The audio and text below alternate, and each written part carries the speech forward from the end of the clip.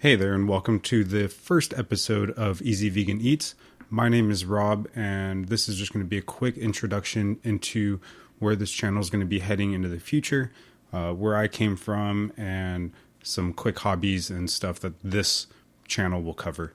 So, I've been vegan since July of 2007 and have since kind of been complacent in lifestyle choices. I've gotten stuck into ruts of eating the same foods, going to the same diners, not really experimenting as far as the kitchen goes. And I want to change that. And I think this is going to be a way to hold myself accountable, make myself learn some new recipes, try new ingredients, go out to more events, more restaurants.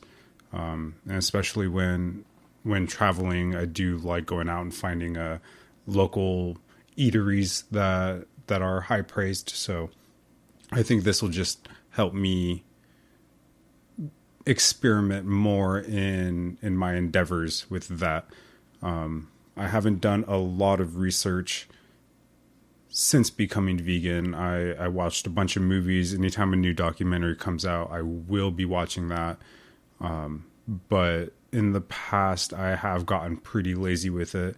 It's only when a new friend or family member starts playing with the idea of vegetarianism or veganism that I actually put some more effort into relearning why I do the things that I do, why I eat what I eat, or simple ingredients, simple meals that I make, or restaurants, fast food restaurants now do have a lot more vegan options.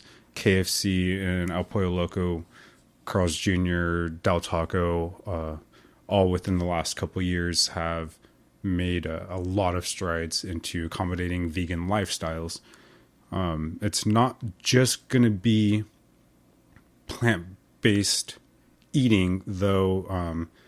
This recording is going to be focused on podcasts, and though it will be put on YouTube, there's not going to be too many special things going on as far as the video content. This is going to be mainly an audio platform. So when it does come to the vegan side of it, where it's the lifestyle choices, this will get into my other hobbies of riding motorcycles and how difficult or who accommodates veganism, plant-based products into the motorcycle culture, when it comes to music and movies, things you come across in day-to-day life, and how vegan is kind of interjecting itself into mainstream culture and society as a whole. So like I said, I haven't done a lot of research in the last couple years into why I'm still vegan. So I would like to dive back into that and kind of reassess where I stand and what my beliefs are, the steps I take into making a concerted effort of my choices. So right now, I've been vegan since July of 2007. I had been dating a girl for a very short time in 2006 who had just recently went vegetarian.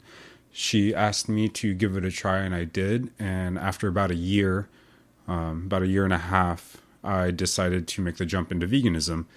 I believe she did as well, but I don't think she's vegan anymore.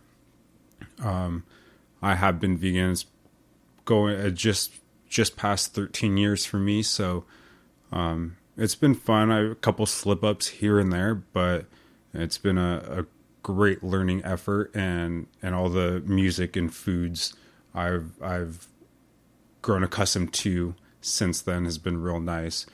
There's a lot of music, a lot of products, and I've actually been able to learn how to cook. Again, I was 16, 17 years old when I started cutting animals out of my diet. So I didn't really know how to cook too well before then. I would make pastas and some stir fries, which is basically what I make still. So becoming vegan, having some of my family kind of help me out and learning recipes from them and learning how to veganize certain ingredients was fun and challenging to begin with. But now with so many meat alternatives, I feel like it's gotten a lot easier to, as long as you know how to cook, you should be able to cook vegan. So I do want to stay away from meat substitutes as much as possible, just to learn how to use different ingredients I wouldn't normally choose. I'm not a whole food, plant-based, raw person. I don't eat a whole lot of fruits. So this channel and me learning new recipes and tweaking recipes I already know will help me kind of get out of my little bubble I've created myself. So that's what this will be for. Again, this will be podcast mostly. Learning, researching new topics, things going on in the world, environmental impacts, music that has come out that's kind of helped me along my way, and albums as whole, compilations, again, in the closed sector. But then on the YouTube side, nothing special for the podcast. It'll just be a filmed video like this if you are watching it on YouTube. But on the YouTube channel, there will also be quick recipes, and when I go out to restaurants or breweries, anything like that, that'll be filmed in more of a vlog style, I believe. So mainly what I have been cooking, stir fries, a lot of frozen vegetables, real quick, easy things, a lot of pastas, rice, beans,